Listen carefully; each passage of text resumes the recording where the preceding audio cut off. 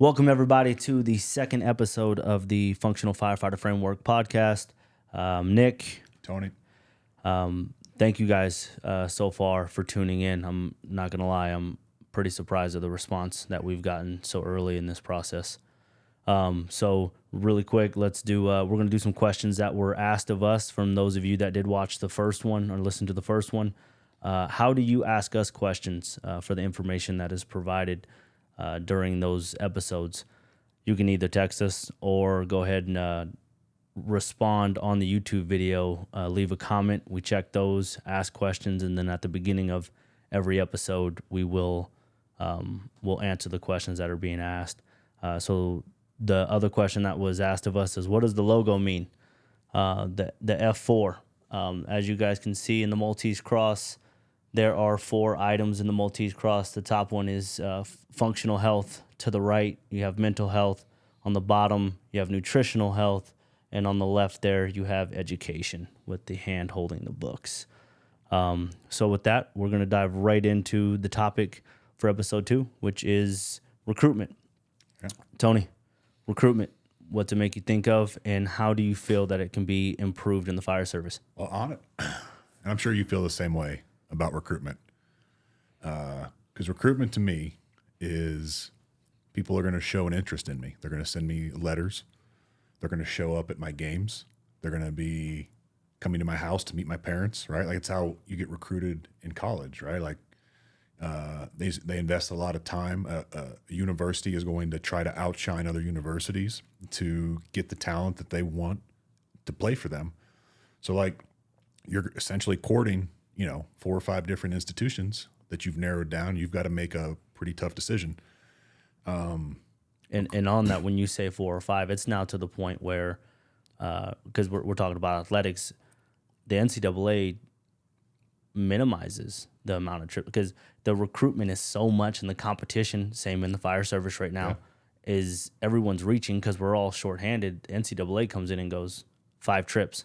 That's it. You get to pick your 5. Well, it was 5 when we played, right? Yeah. But you can't go. No. But you we were talking. I had a box of letters and programs and all this stuff from the different universities, and you had like the little rinky-dink Division II school. Mm-hmm. Not for me. No. Like, I'm going to keep this Alabama and this Florida State and this LSU. But they still shot their shot. They did. And honestly, it's a little off topic, but FAU, Florida Atlantic University. I grew up in Florida. Florida Atlantic University just started their football program, and they were Division II. And my mama was like, "Hey, they're only like an hour and a half away.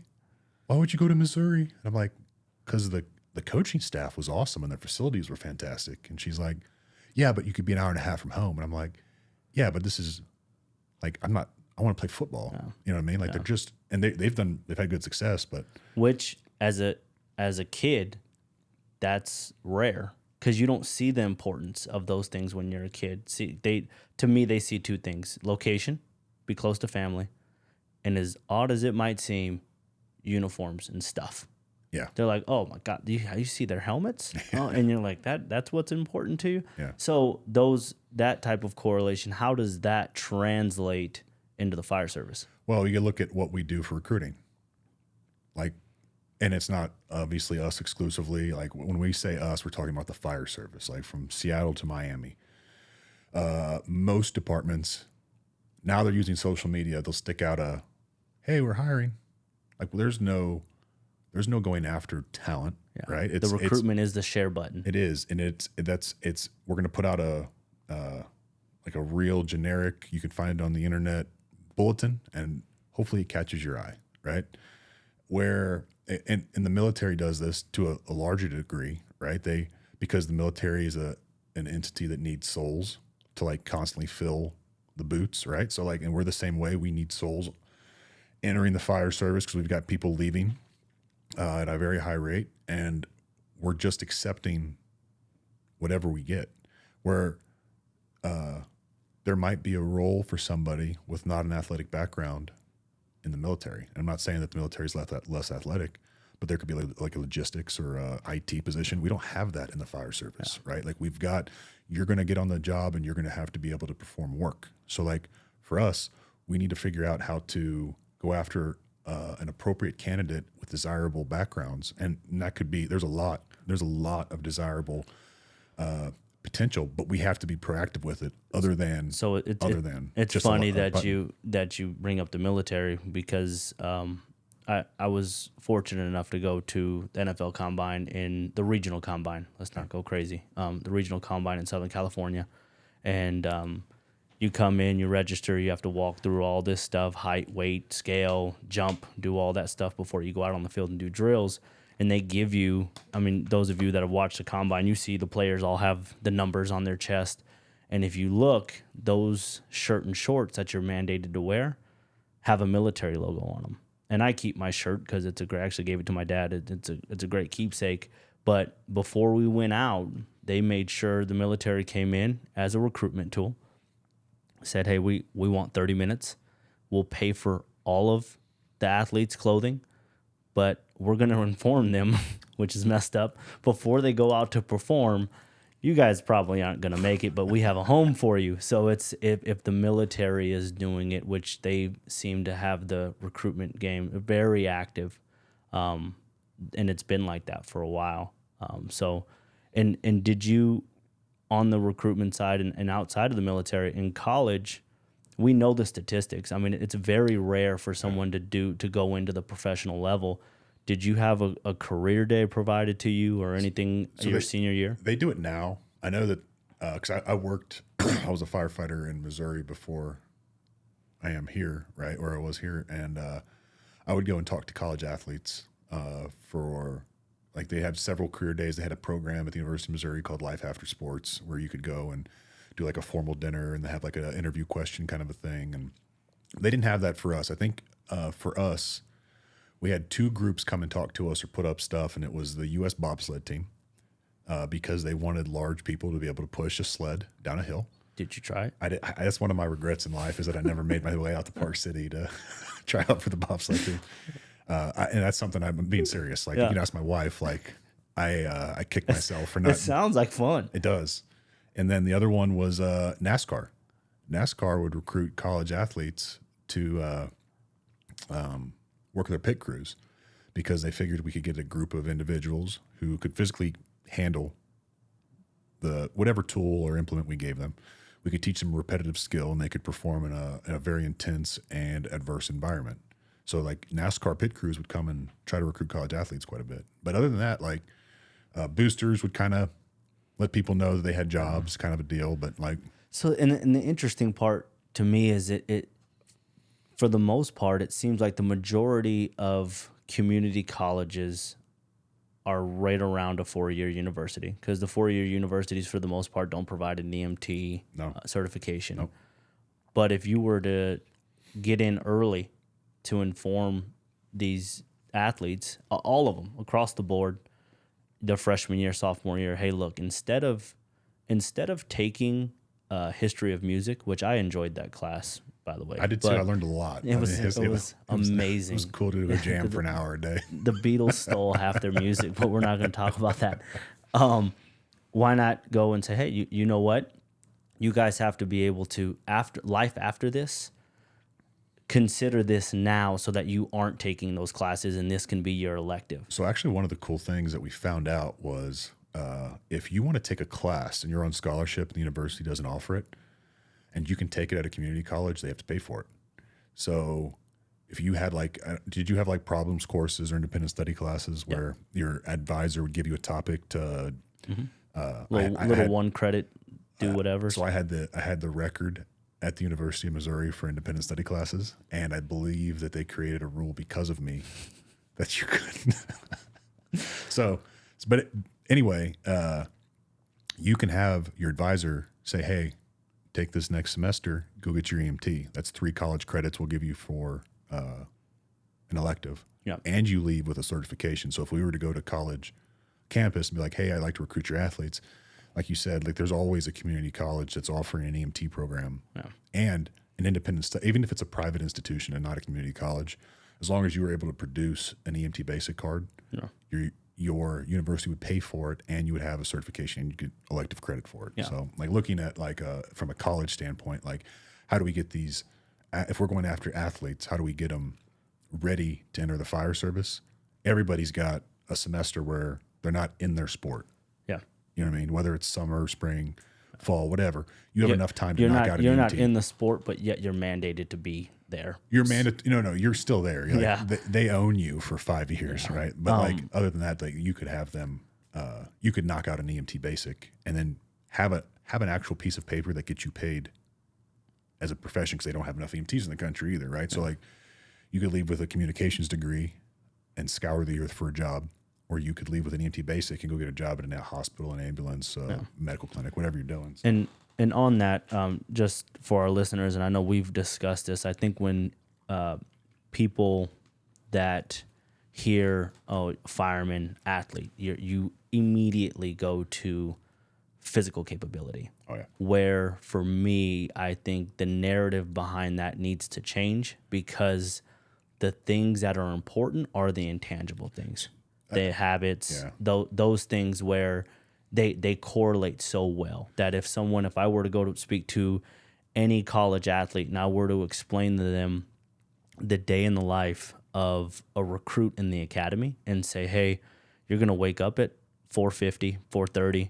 You got to be in the locker room by X time. You're going to go out and warm up. You're going to come back in, watch film. You're going to take a class. You got to go back out to apply what you learned inside by watching film. They would go, that's college football. Well, no, it's exactly the fire academy. Yeah, for sure. Like the routine that you build in college very much mimics the fire service, right? Like especially during season, how many days off a week did you have? Like true days off? Maybe one. And it was a voluntold to come watch film that day. Like, and usually that day was a study hall day. Yeah. And you had responsibilities, right? So like getting somebody ready for a 6-month academy, a 9-month academy, whatever your fire academy is. College athletes have been doing that for 4 or 5 years, right? Like it's not a new change to them. They are in the habit of waking up, going to class, setting aside, prioritizing important things for the day. I mean, like it's a real easy transition with just routine. I mean, like the physical capabilities is there too. I mean, like that's a given. Like, and that adds to confidence. Like having the physical ability to perform a task let you focus on the skill and the task and not worry about whether or not you're physically capable to do it. So going after somebody with a physical background, and it's not just college. I mean, like a lot of military, I mean, you go after like tradespeople who've been doing manual labor. Like you can dig ditches or you can throw fire ladders. Like what's easier? Throwing fire ladders all day long, right? And that's why I think that missing link of understanding the habits that are built, the communication to teammates, being able to have quote unquote weak links, being able to accept responsibility when you don't fulfill that role, when your alarm clock doesn't go off and you show up 30 minutes late and the team's been running because you weren't there. There's that accountability aspect. There's so many situations within playing collegiate athletes or sports in general. Honestly, high school athletes, it's the same thing. It steps up with the level of commitment.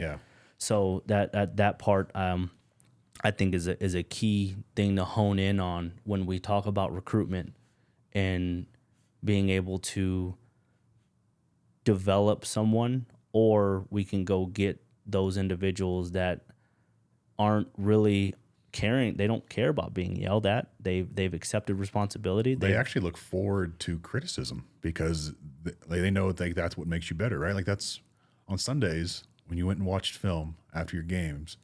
Like what plays did you watch? Right? Yeah. You watched the ones you messed up on because that's what you needed to get fixed to make you better, right? And so in front of everybody. Everybody, like 75 good plays in a row.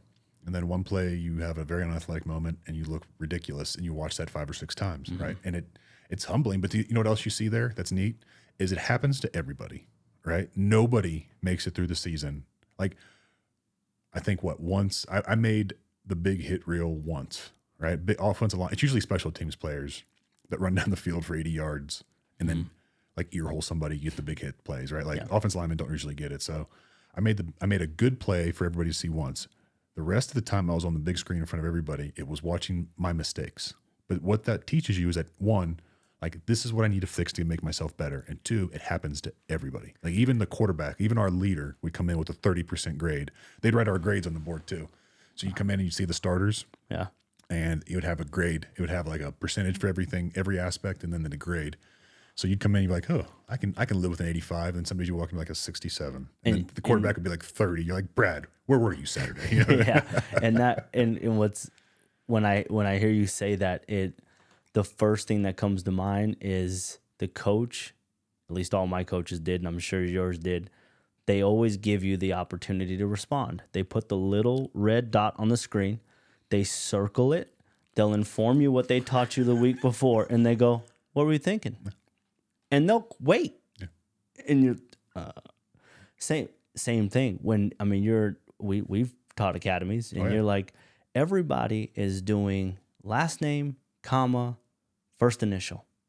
So the reason why you wrote your full first name and your full last name, and are you different than everybody? Yeah.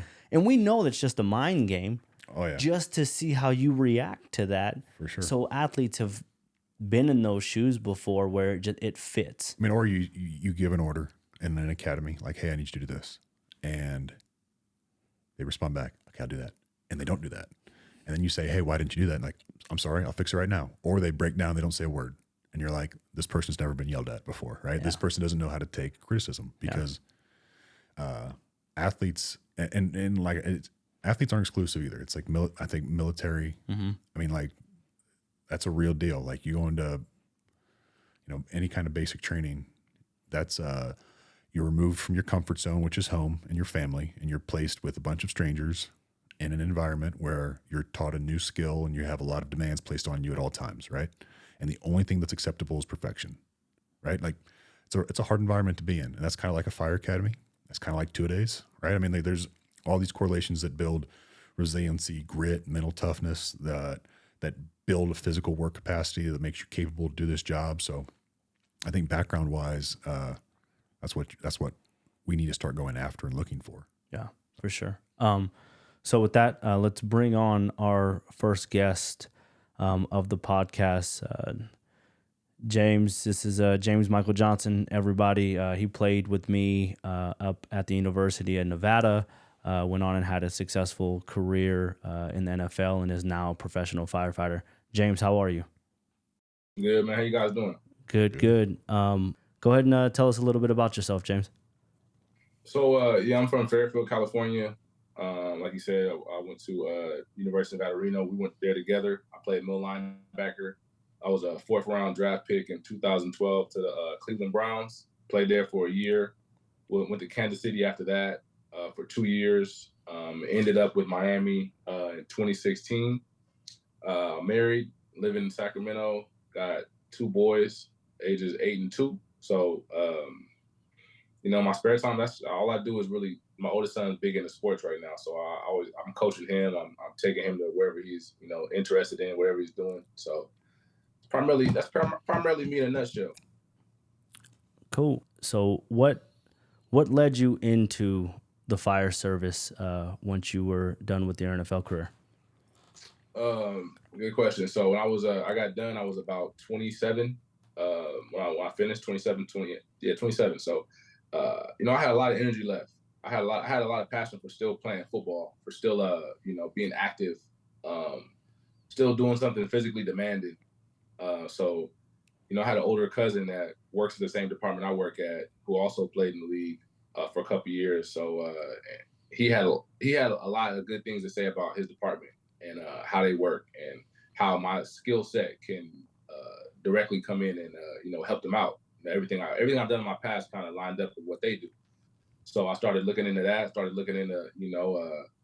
the kind of life I would have, having this job, how would it help me out with my family life and still be able to coach, still be able to, spend time with my kids. And, and it basically just, it checked all the boxes that I wanted to have, the type of life I wanted to have and the things I wanted to do. So, I started gravitating towards it, started doing a couple of ride-alongs, took an EMT class. I first started out working as I was an EMT for on a field, on a BLS ambulance company. I did that for 3 or 4 months. And a buddy of mine worked in a hospital and I got a job as an ER tech for a couple years. Then Then I started applying. Ended up in the department I work for right now, and then yeah, it just kind of worked out. It was patience. It didn't happen overnight.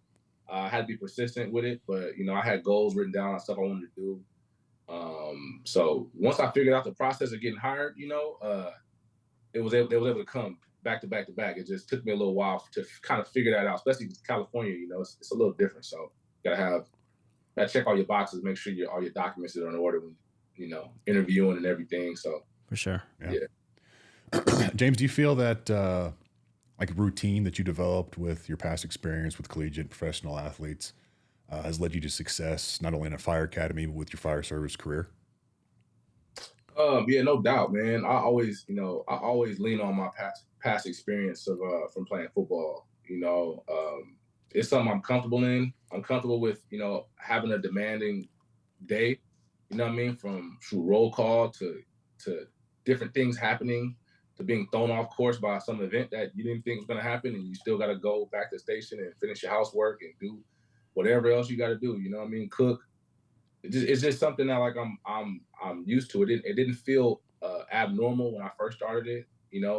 Being in in close quarters with a group of people that I don't really know, but we all have like a common goal in terms of football is winning games, and then fire department is working as a team, working together, mitigating the hazard, whatever we're doing. So just being able to draw on that, it was something that was super natural to me. Like I didn't have to think about how to go about this. If it's somebody that that I feel like we need to communicate better, I'm able to think about how can I better communicate with this person, because I still got to work with this person at the end of the day. Like so how best to do that. I've had coaches that we didn't see eye to eye, but I was able to think about, more or less like what the coach is saying, not really how he's saying it.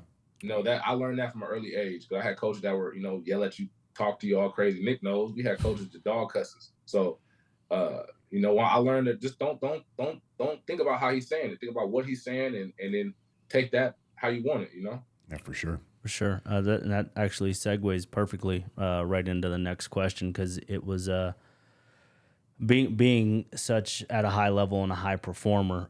Do you feel that having that history of being a high performer affected the way that your peers or your instructors taught you compared to your peers? And is it difficult being around the different levels of commitment, whether it was in the academy or on the floor? I mean, you were in a locker room for 8 years of individuals that are going out and trying to earn a spot and trying to keep their job. And now there's different levels of commitment within the fire service. Is that something that you find difficult, and how do you navigate around that? I mean, yeah, it's interesting, because you have some guys and some women here that maybe never played any kind of team sports, so they get here, and this is kind of like the first maybe team or the second team that they've ever really been on. So they might not understand, personal accountability, working together, not making excuses, doing things like that. But I mean, I can't control any of that. All I can control is, me trying to lead by example, doing the things well that I know I can do. Like when we were in the tower, I was like, I might not be able to tie this knot right now, but I know I can run up and down this tower faster than most people. You know what I'm saying? So I'm gonna focus on doing that. The things I know how to do good, I'm gonna do those good, and whatever else I can't do, I'll figure that out. You know what I mean? So that's kind of how I approach my tower experience. But yeah, everybody else, man, I just try to be patient with them and just try to lead by examples. I can't make them do whatever. I try to lead by example, show them, hey, look, we're all a team here. You know what I mean? We're trying to do things the right way. So, and I gotta ask, that's all I did. Just for my own good, you did say ropes and knots. I was gonna ask you what was your hang up in the academy? What was your thing that you had to focus on? So definitely ropes and knots, because that's like, I didn't grow up fishing. I didn't grow up doing any kind of outdoor. I was playing sports since I was like 5. So that's literally all I did. I'm outside playing sports. I didn't do none of this hunting, no kind of mechanical aptitude. My dad didn't grow up in no shop. I didn't do none of that stuff. Like some of these guys that I work with, like they were just immersed in that from the beginning. Like they worked at a shop. They know how to fix cars. Like I don't have those skills. That's just not what I grew up doing. I spent my time doing other stuff. So I had to learn a lot of that mechanical aptitude stuff, a lot of that stuff. You know what I mean? But I had people that wanted to teach me, wanted to help me out, and they needed help with stuff I was good at. Yeah, You know what I mean? So it's just it took a while, but I mean once I figured it out, just by repetition, just like sports. Shoot, everybody doesn't know how to make a tackle, but once you practice enough, you'll eventually get the hang of it, figure it out. and eventually it's gonna work out for you. You just got to just not quit. Like I'm not gonna, because I can't tie this knot right now. Doesn't mean I'm gonna stop doing it. I'm gonna take the rope home. I'm gonna stay up at night. I'm gonna do it a bunch of times so I can do it with my eyes closed. You know what I'm saying? So, sports kind of had that same background. If I didn't know how to do something in football, I'm not gonna just quit and not figure it out. I'm gonna figure it out. I'm gonna watch more film. I'm gonna ask somebody. I'm gonna ask somebody to show me. You know what I mean? Well, that really kind of leads into our last question about adversity and like how your athletic career, like what has it done to your perception, your ability to respond and cope with adversity when you face it? You know what I mean? Because every day in football, especially, I have no idea what the NFL is like Nick was saying, like every day you're there, you are competing for your livelihood, right? Like college, you're competing for a position, but you sign a scholarship, you're there. You know what I mean? Like short of you like committing a crime, right? They can't get rid of you. So there's a little bit of buffer. I mean, like nobody wants to not play, right? Like everybody wants to play, everybody wants to start, but you've got a little bit of a safety net. The NFL, you have no safety net. Like we just talking about this. They let Cliff Kingsbury go. He bought a one-way ticket to Thailand and said, no grazie, you pay me for 5 years. You know what I mean? Like it's crazy, right? So, and you kind of hit it with a little bit of the adversity with like challenges that you face, like how you dealt with them. What does sports do for you in that regards? You know what I mean? Yeah, I mean, the number one thing I feel like helped me was to learn how to take care of my body. You know what I mean? Like, and that once you get to the NFL, in college, Nick knows, like, too, like our coaches worked us out so hard that it was almost to the point where it was not healthy. Oh, yeah. We worked out to, you know what I mean? And when I got to the league, it was just like, I'm an investment now. Let's fine tune this investment. We don't want to break our investments. We gave you guys all this money. Let's figure out how we can make this work long term. You know what I mean? We need you guys to be healthy for 17 games. So we're not going to have you squatting 500 pounds on a Tuesday before a Wednesday practice, stuff like we did in college. You know what I mean? Oh, yeah. So transitioning that straight to the fire department, you know what I mean? Foam rolling, stretching, coming home, getting in the ice baths in the tower, maintaining that right now on probation. I try to work out every day. You know what I mean? Even though like we're probies, but at the same time, it's like I still want to maintain that habit. You know what I mean? I enjoy working out. I enjoy getting stronger and feeling strong. You know what I mean? That's something I want to maintain throughout my career. I see sometimes, not everybody has that same mindset, but I mean, I enjoy it, and I'm going to keep it up. But also the league just taught me a lot of, like, I feel like for me personally, one of the reasons I was able to play for 4 years in the league was because I was able to learn more than one position. I was able to learn. I played middle linebacker, but I could play the outside linebacker. I could play the Mike, Sam, and the Will, and I played special teams. So it's similar to fire department. Like, I'm a firefighter, but once I'm off probation, I could act as an engineer. I could be driving for 4 hours, or I could be acting as a lieutenant. So I need to be able to know what my lieutenant's roles and responsibilities are. I need to know the engineer's job. The only thing I can't do on the rig is be a medic, pretty much. I don't have that certification. And nobody wants that. You know what I mean? No, exactly. I'm good on that. You can have that. But you know what I mean? So me learning and understanding that, like, that's important. I wanna elevate in this profession. So I gotta know, all my policies and procedures of all those other positions, if that's the route I want to go. So, I take it. I like it. And I've embraced the challenge, Do you feel like your probation's going a little different than some of your classmates? Do you keep in contact with everybody? I mean, like, we talk. We definitely talk. I don't know. I can't really say, I just know that, I just come in every day with, drills I'm ready to do. I want to do this. Can you guys show me this? I want to work on this today. I come in with a good attitude, try to hustle, So, try to, so understand I feel like the game. a lot of the time with like comfort. So like a big part of confidence in the fire service, I feel like, is having the physical capabilities, because you're not going Oh, to worry whether or not you can throw a ladder, or you can pull a hose, or you can do any nah, skill that they're going to ask you to do. So for you, all you get to focus on is the skill.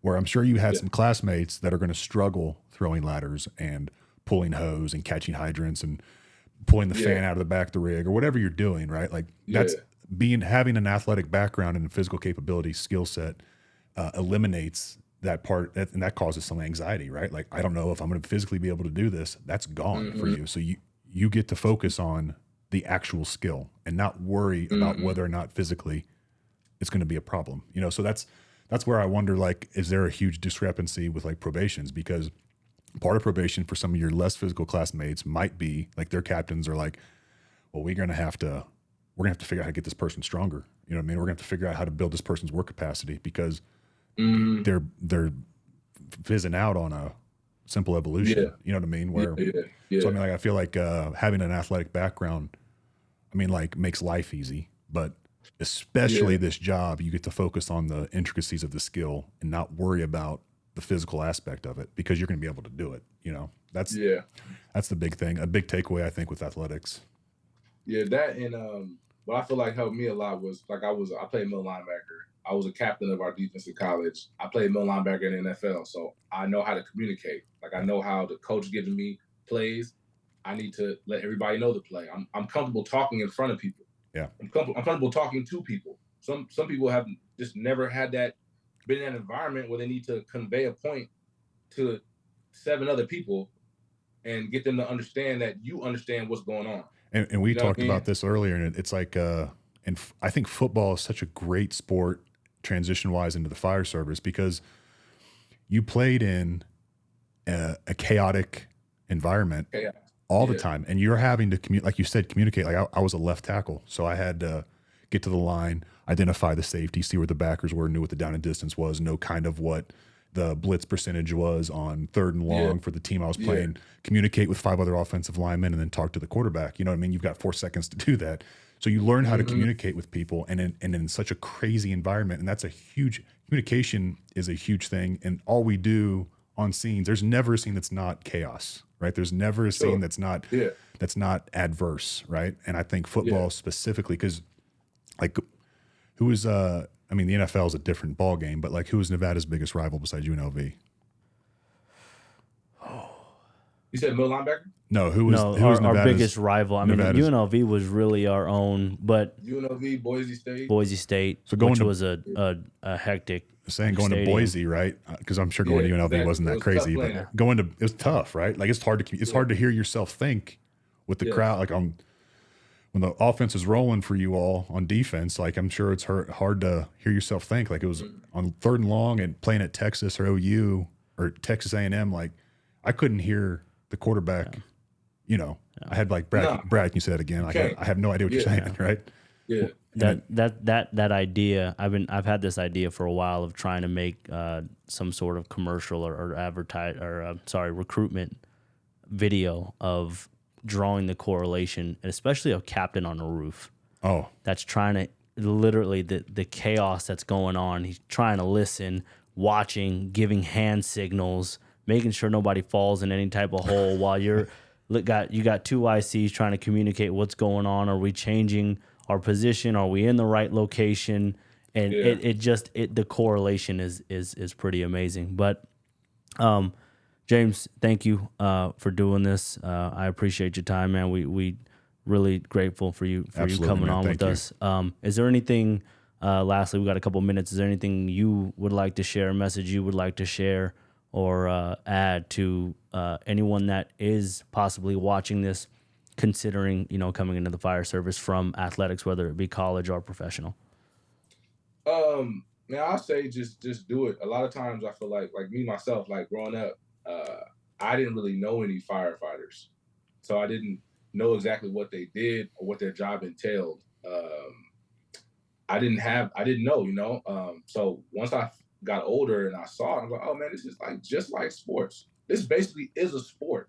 It's a sport where a team, it's the same thing. You know what I mean? So I didn't know that until I was like in my late 20s. But I mean, I wish I would have knew that earlier, and I wish but it's funny because I think about it now, and a lot of my old coaches who I had in high school and AAU were firefighters or police officers. I just didn't know what they did.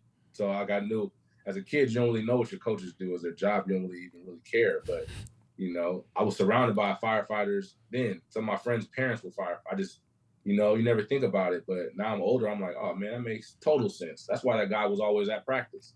That's what he had. He had an off day. He was, he did shift trades. He was able to come to practice in the games all the time. So, you know what I mean? So it all kind of comes full circle. But I'll tell it, the athletes that are getting out of college just to, try stuff. I got done. I was a substitute teacher for like 2 months in Kansas and realized that that's not what I'm trying to do. You know what I mean? Don't be scared. Especially in Kansas, man. It was like downtown. It was downtown Kansas City. So I did that for like 2 months. But you got to just don't be scared to try stuff. You know what I mean? Because just because football is over for you, or basketball is over for you. Those skill sets that you learned at basketball, football, and baseball practice directly correlates to some field. Somewhere somebody is dying to have somebody with those skill sets walk in the door. You know what I'm saying? You just got to figure out what avenue you're going to go. You're going to be a fighter pilot. You want to be a police officer. You want to be a school teacher. You know what I mean? Everything, if you just the same values that you value to get good at that sport, just transition that straight to that other field and you'll be fine. Awesome. Well, cool. Thank you, man. We appreciate it, and we'll see you next time. All good, man. Thanks, brother. Have a good day. All righty. Definitely. All right.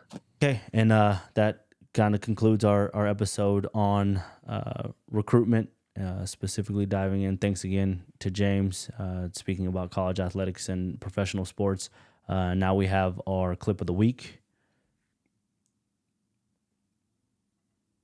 I blame no one. I look in the mirror.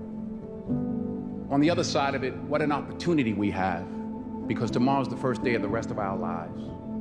So what an opportunity we have to practice.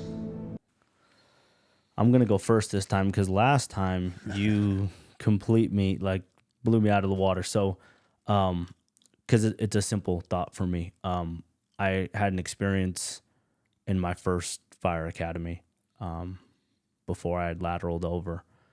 We had an individual that was in that academy that had made a mistake, simple, minor mistake. We all lined up, uniform, hood was in the wrong boot. We all put it in our right boot. This person put it in their left boot and got the demerits, flipped out. Had never been on a team before, had never been criticized. We're 3 weeks in when they're doing the breaking down process. This person comes in at lunch, the door shuts, the cadre leaves, and they turn around and go, I cannot believe all of you didn't fix that for me. I'm not helping with anything else. I'm not doing duties in the morning. I'm not checking EMS bags. I'm not doing ice. I'm not changing radio batteries. If you guys don't want to look out for me, I'm not looking out for you. And it was like this, wow. So now instead of there being 26 of us, it was 25-1. And that sense of ownership, instead of going, hey, tomorrow's a new day. And even if that was the initial reaction, that next morning we met up at 4:30 every morning. Hey, you guys, that was a little bit of an emotional reaction. I know we have to get through this together. We'll make it happen. And the collegiate sport, high school sport, and more so, I think team sports and that probably is in wrestling and tennis as well. That sense of ownership is forced on you in those individual sports. Oh, yeah. But in the team sports, if you don't go, that was on me, and you don't own it and start fresh the next day, you'll end up like the quarterback from the Jets. Yeah. That said, I don't got nothing to say to the defense. I'm good. And you're like, I don't care if you feel that way. You don't say that. Well, humility and vulnerability build trust. Like that's the fastest route to building trust with somebody, is to be humble and to like acknowledge when you've made a mistake and to be vulnerable and present like ideas and thoughts. Like that's the fastest route to trust. So like if you want to gain trust, doing that, because you have to have people's trust when you're in a team. Yeah. You can't have 25-1, Yeah. like you were saying. Like that doesn't, what ends up happening is that person's going to be, they're just going to hang themselves with their own rope. You know what I mean? Like that you can't say that and stick with it. I mean, like he had an emotional outbreak, right? Like whatever. And so, and on that, just so you, those of you that don't pay attention to football, the quarterback for the Jets had an atrocious game. I think they had negative yards in the second half. And he said, what do you say? The reporter had asked, what do you say to the defense? If they hold the team to 12 points and the offense isn't able to produce yardage. And he said, nothing. And he just like was like, not my problem. And I mean, instantly was benched the next week, and then they tried to bring him back, and you could tell like it's one thing if the head coach quits on you. Yeah. But if everyone, if the cadre and your class is done with you, Oh, you're done. It's going to be a long. And then on the floor, if you make a mistake on the floor, and you don't own it, and you think it's everyone else's fault, and you'll just bid somewhere else, and that's gonna, it's who you are. Oh yeah. And we're good about telling others about your actions. We're pretty good about telling you too. Like if you mess up, it's like, hey, you. So yeah, that's what I think about it. Yeah. Pretty much the same thing, man. It's like having the ability to practice and make tomorrow better, like Denzel was saying, is really kind of about having grit, right? Like how are you going to respond to adversity? Like if something challenges you, are you going to just blame everybody else and quit like your cadre mate did, or you can be like, hey, I own this, and I'm going to work at this and make tomorrow better. I'm going to become good at this. Like, because nobody popped out of their mama knowing how to do anything, right? This fire thing was new to everybody. Like even James talked about like not having mechanical aptitude, right? Like there's a lot of people that was me that didn't like, and like I grew up, my dad, like, and it's funny because a little off topic, but I was changing the starter in my truck. And my son walks outside and he sees me. And a little bit later, my wife comes and gets me and goes, come inside, look at your boy. And he's in his diaper. He's got his little red car up on blocks, and he's got his hammer and his drill pretending to work on his truck, right? Like, so like he's interested. Like I let him put my front skid plate back on my truck. I mean, like he's out there with little power tools having a fun time. So like, and it's something you got to think about. Like you introduced it to him. Yeah. I literally, I'm not kidding you. I think I went through about 5 or 6 lawnmowers and 5 weed eaters growing up because I was like guessing, mixing oils and small. I'm like, I think this is how this works, and it just and I just was never exposed to it. But you learn, right? Like we have a captain on our job who was saying that he had a probationary guy with very little mechanical aptitude, and then like he's like, but then you have to look at like he never had exposure to it, right? So it's a skill, like. And you don't need to be able to rebuild a transmission on this job, right? Like that's pretty advanced. But then like to have a basic skill set of, can I fix this tool that I'm supposed to use all the time? That's just practice. You're going to have to like do some work and make yourself good and being capable to like put a chain back on that chainsaw or troubleshoot the engine if you're an engineer, right? Like there's all kinds of stuff that you got to figure out, but you can practice and make yourself good at it, right? And that's having a growth mindset opposed to a fixed mindset. If you believe that you are in control and that you can make change and that you are going to grow and develop, opposed to like, well, I'm just born with the skills I have, right? You're never going to progress to much. So, and I think that's part of that, and we'll wrap it up here, is being okay with understanding that failure is part of the growth process. 100%. And you can't be softening a structure, trying to start a saw, and it doesn't start, and go, I'm just not good at small motors. Yeah. Or get completely collapse on yourself and just you own it. The next day you wake up and you go, I'll be damned if that happens to me ever again. I mean, Iron Mike Tyson got knocked out, right? The most unstoppable force, in my opinion, in boxing, got knocked out, right? Got KO'd. So then you're like, if that can happen to him, like all of us can have a bad day. Yep. It's just how do we respond to that bad day? Yep. So So, all right. Cool. That wraps up episode 2, you guys. We'll see you next episode. All right. Bye.